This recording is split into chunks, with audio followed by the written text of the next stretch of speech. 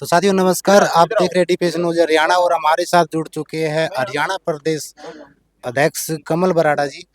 और जिसने 80 में आज भाईचारा सम्मेलन किया है, सम्मेलन के बारे में इनकी क्या रणनीति और क्या कहना चाहेंगे। सर सबसे पहले तो आपको जय भीम। जी जय भीम। तो सर ये जो आपने भाईचारा सम्मेलन बनाया है सर, इसके बारे में आपका क्या उद्देश्य है सर, और आगे इसमें क्या रणनीति रहेगी। आज देश के जो मौजूदा हालात है, बीजेपी सरकार ने इस देश का सारा भाईचारा खराब कर दिया है। हिंदू को मुसलमान से लड़वा रही है, तमाम तरह के हथकंडे जो है बीजेपी अपना रही है। हमारा भाईचारा बनाओ सम्मेलन, हमारा मकसद ये है कि इस देश में भाईचारा बन सके, सभी आपस में मिलजुल कर रहें। और आज भीम आर्मी आजाद समाज पार्टी का मकसद यही है। जो सरकारें हैं, उन सरकारों ने इस देश के जो नागरिक हैं उनको नफरत परोसी है। हम नफरत से दूर ले जाकर के देश की जनता को भाईचारा जो है परोस रहे हैं।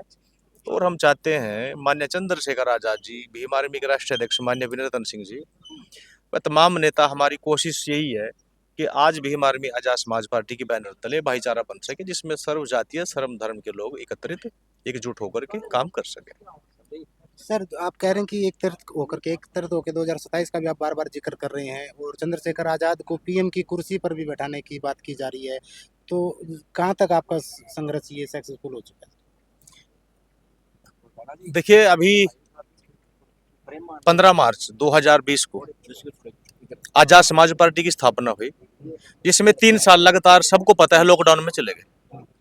लॉकडाउन में चले गए, बाहर निकलना भी बंद था। उसके बावजूद भी हमें समय मिला सिर्फ 1.5 साल का।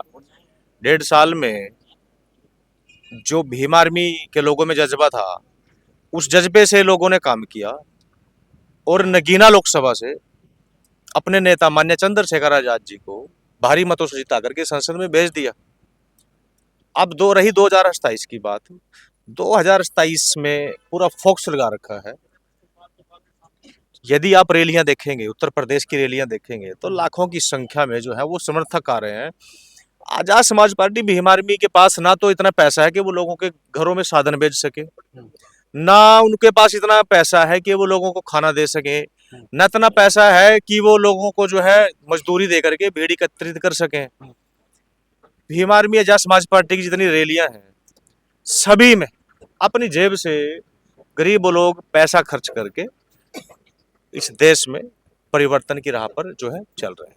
बड़ी बड़ी रैलियों में पैसे देकर के भीड़ नहीं बुलाई जाती, वहां अपने पैसे से, अपने बल से लोग आ जाते हैं।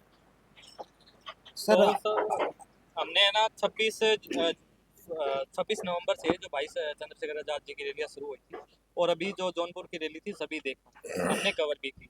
तो वहाँ का एक माहौल है कि बिना चंद्रशेखर आजाद के 2027 या कोई भी इलेक्शन अभी नहीं है। वहाँ माहौल ऐसा क्रिएट हो रहा है। तो क्या हरियाणा में भी आप ऐसा माहौल क्रिएट कर पाओगे? देखिए, उत्तर प्रदेश में 2023 में चुनाव है जी पूरा फोकस वहां से। जी जब उत्तर प्रदेश में कुछ वृक्ष जी बनकर तैयार हो जाएंगे, तो फिर हरियाणा में भी हमारे स्टेट के लीडर हैं, जुगनू मेहरा जी हैं, प्रवीण जी हैं, संतलाल जी हैं, और ये रंगा साहब हमारे शेखर रंगा जी हैं, गोल्डी वाल्मीकि जी हैं। जी तमाम नेता जो है यहाँ पर प्रयास कर रहे हैं, समाज को तैयार कर रहे हैं।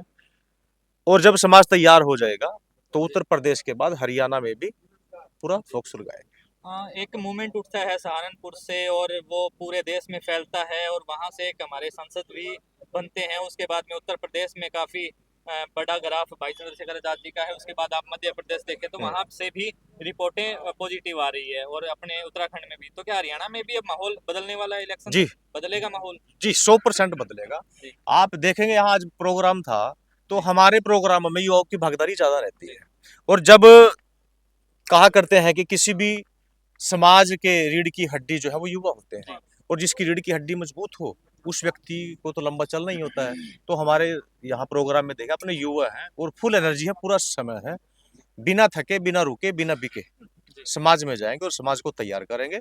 उत्तर प्रदेश, मध्य प्रदेश, राजस्थान के बाद हरियाणा भी एक ऐसा राज्य बन जाएगा। मेरी बात को याद रखना, आज मैं सोशल मीडिया पे आपकी बड़ी जिम्मेदारी के साथ ये बयान दे रहा हूँ कि 2027 के बाद हरियाणा को हम इतना मजबूत कर देंगे, जिस तरह से आपने कहा कि यूपी में चंद्रशेखर आजाद जी के बिना सरकार नहीं बन रही आज की तारीख में। मैं बड़ी जिम्मेदारी के साथ ये बात कह रहा हूँ कि यहाँ का कार्यकर्ता, हरियाणा का, यहाँ के पदाधिकारी, हमारी लोकल लीडरशिप इतना काम करेगी कि यहाँ कोई भी सरकार हमारी अनुमति के बिना, हमारे सहमति के बिना नहीं बनेगी। हम इसकी यहाँ वोटर को मजबूत इतना कर देंगे कि वोटर जो है बढ़िया तरीके से आजाद समाज पार्टी के प्रत्याशी को जिता करके लोकसभा और संसद में भेजेगा। तो भाई चंद्रशेखर आजाद अक्सर यह बोलते हैं कि बिना चंद्रशेखर आजाद के यूपी की राजनीति या सरकार नहीं आ पाएगी, आपके भाई का उसमें सहयोग रहेगा, चाहे वह सरकार कोई भी हो। तो क्या आप मुख्य पार्टी मान रहे हैं हरियाणा में भी आजाद समाज पार्टी की, कि जब भी कोई सरकार बनेगी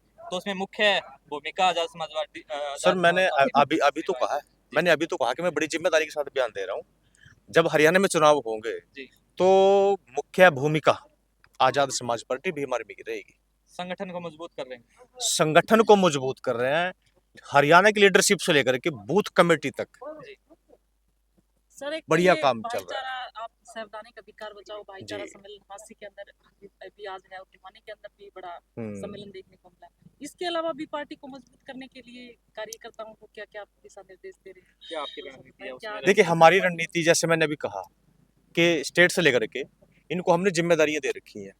कोई जिला का हमारा नेता है, कोई विधानसभा का नेता, कोई ब्लॉक का है, तो सबको जिम्मेदारियां दे रखी है, सबको पेपर वर्क करके काम दिया हुआ है। वो दिन में काम करते हैं, शाम को 1 या 2 घंटा फील्ड में जाते हैं और फील्ड में अपना पेपर वर्क करके आज कहाँ गए थे, किस गांव में गए थे, किन लोगों से मिला, वो अपना पूरा का पूरा डाटा तैयार करके लेके आते हैं, जिससे हमें भी पता चले, समीक्षा जब होती है तो हमें भी पता चले कि हमारे कार्यकर्ता जो है वो काम कर रहे हैं। तो अन्य जो भी पार्टियां रही हैं, चाहे वो बड़ी बड़ी कोई भी पार्टियां रूलिंग में हो या जिन्होंने शासन किया हो, बहुत सी तमाम ऐसी पार्टियां हैं, उनके पास अच्छा पैसा है, अच्छी उनकी स्ट्रेंथ है, तो उनसे आप उनको चुनौतियां मान रहे हो, उनसे आप कैसे निपटेंगे? आपके नहीं, आजाद समाज पार्टी के पास तो इतना नहीं, वो पैसा नहीं हमारे लिए वो चुनौती नहीं है। जी।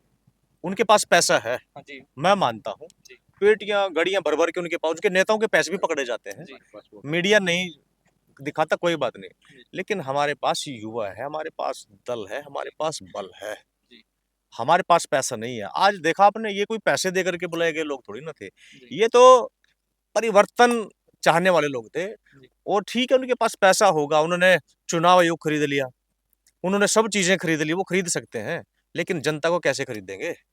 जनता का जन समर्थन हमारे साथ है, माननीय चंद्रशेखर आजाद जी के साथ है, और जिसकी तस्वीर आपको जो है 2027 में उत्तर प्रदेश में दिख जाएगी। बिहार में तो चुनाव को पलटा गया इन टाइम पर। बिहार में बिल्कुल पलटा गया। देखिए, बिहार में मैं लगभग 12 से 13 दिन रह के आया हूँ, वहां मैंने बहुत बारीकी से चुनाव देखा है, सीखने की प्रक्रिया हम सीख के आते हैं। बिहार में चुनाव को इस तरीके से घुमाया गया, वहां उनको लगा कि आप जो है यहाँ पर जिन लोगों को हमें उम्मीद थी कि जिन लोगों की सरकार कभी होगी नहीं, हिस्सेदारी नहीं होगी, वो लोग हिस्सेदारी में आ रहे हैं। तो वहां पर किसी वो यहाँ से, अब ट्रेनें, वीडियो देखी होगी आपने, ट्रेनों से भर भर के ने किराया भी दिया, उन्होंने पैसे दे के सीट बुक करके दी, और बसों में मंगाई, बसों भेज भेज के मंगा रहे हैं वो लोग। और बिहार में मैं सच बता रहा हूँ आज मीडिया के सामने, बिहार में वो जबरदस्ती वोट डलवाते हैं। 10,000 भी डाले एक दिन पहले। लगने के बाद 10,000 मैं ये कह रहा हूँ, आप समझो उस चीज को भाई, लोकतंत्र खतरे में है।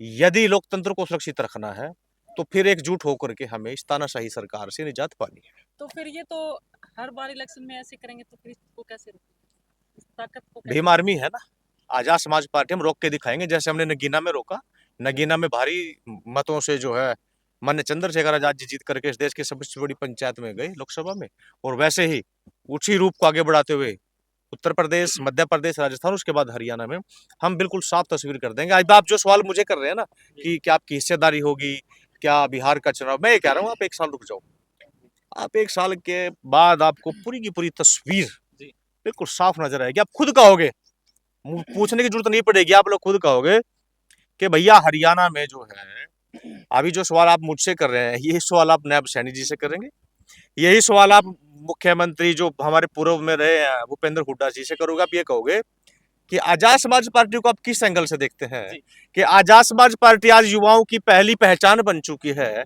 आजाद समाज पार्टी युवाओं की पहली पसंद बन चुकी है, तो उसको आप किस तरीके से देखते हैं, ये आप क्वेश्चन याद रखिए। ये आप नायब सैनी और मुख्यमंत्री हुड्डा जी से करोगे 1 साल बाद। मैं बड़ी जिम्मेदारी के साथ ही बयान कर रहा हूँ। ठीक है जी। तो पूंजीवादी और सामंतवादी जो सरकारें हैं उनको टक्कर दे पाएगी आजाद समाज पार्टी अब इलेक्शन? लड़ाई क्या है हमारी? हमारी लड़ाई पूंजीवाद सामंतवाद से ही तो है। जी। ये थके हुए लोग हैं, ये बेचारे ये सताए हुए लोग हैं। तो इनको खरीदा समाज नहीं को जा समझ में आ सकता। गया कि अब हमारा रास्ता कहाँ है और हमारा घर कहाँ है? साफ साफ साफ साफ एक ही घर है, पिछले काफी दिनों से आजाद समाज यात्रा पार्टी और भीम आर्मी। पिछले दिनों से काफी दिनों से आपकी यात्रा हरियाणा के अंदर निकाली जा रही है। हम्म। उस यात्रा में कैसा रुझान आप सभी को मिल रहा है पूरे एससी बहुजन समाज की अगर हम बात करें तो? क्योंकि जो षड्यंत्रकारी लोग हैं उन्होंने समाज को बांटने के तमाम षड्यंत्र रचे। उसके बाद अब क्या बहुजन समाज का रुझान वही है जो पहले था? अब जो आज मैं आपको चीज बता रहा हूँ, जो समाज कभी दूसरे के बहकावे में आ जाता था, उनको वो बरगला लेते थे, अब वो समाज उनके चंगुल से निकल गया है। आज हमारे पास देखे सिंगला जी हैं। सिंगला जी जो है वैश्य समाज से हैं, बनिया समाज से हैं, और वो आम आदमी पार्टी में नेता थे। तो आज आम आदमी पार्टी को छोड़ करके इन्होंने Azad Samaj party Bhim army join की। जी।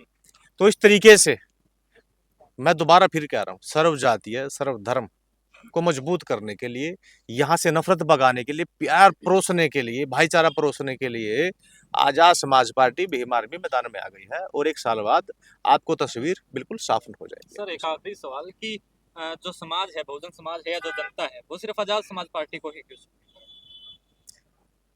आप सोशल मीडिया उठा लीजिए, क्योंकि भीम आर्मी आजाद समाज पार्टी के लोगों ने 10 साल में इस देश में इतना बड़ा आंदोलन तैयार कर लिया, जो कभी कांसीराम जी, डॉक्टर अंबेडकर जी के समय हुआ करता था। आज जो युवा है वो देख रहे हैं कि चंद्रशेखर आजाद, विनय तन सिंह जी निरंतर रूप से समाज के लिए कर रहे हैं। और सबसे बड़ी बात यह है कि जो हमारे नेता हैं माननीय चंद्रशेखर आजाद जी, जब वो संसद में बात करते हैं तो समाज हित की बात करते हैं, बहुजन आंदोलन की बात करते हैं, डॉक्टर अंबेडकर की बात करते हैं, चमार रेजिमेंट की बात करते हैं, वाल्मीकि समाज की बात करते हैं, मुस्लिम की बात करते हैं, और तमाम जो मुद्दे हैं उन मुद्दों पर चर्चा करते हैं। आज सभी पूरा देश उनको देख रहा है। और मैं तो ये भी कह रहा हूँ, आप मेरे साथ चलिए।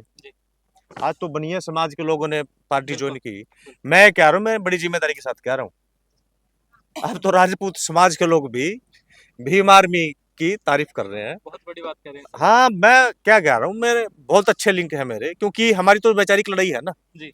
जातिगत हमारी किसी से कोई लड़ाई नहीं जी। भाई। जो गलत होगा वो चाहे मेरे समाज का हो, चाहे वो कोई भी, हम उसका विरोध करेंगे, लेकिन हमारी वैचारिक लड़ाई है जातिगत, किसी से किसी धर्म से और किसी जाति से हमारी लड़ाई नहीं है। नगीना में भी राजपूत समाज के लोगों ने जो है भरपूर समर्थन दिया, और हरियाणा में भी जो है ब्राह्मण समाज, वैश्य समाज, राजपूत समाज के लोग बड़े अच्छे समर्थक चंद्रशेखर आजाद जी के बन चुके हैं। जो पढ़े लिखे लोग हैं वो पढ़ी लिखी बात करते हैं, तथ्यों के आधार पे बात करते हैं, तर्क वितर्क के साथ बात करते हैं। तो जो लोग कहते हैं कि इनके साथ केवल एक वर्ग है, उनके सवाल का ये जवाब है जो अभी आपने कहा। नहीं, लोगों का क्या है, वो तो कुछ भी कहते हैं। वो तो ये भी कहते थे कि जब भीम आर्मी बनी, वो ये कहते थे कल के छोकरे इनके साथ 4 लड़के नहीं रहेंगे। इन कल के छोकरों ने MP जिता दिया भाई।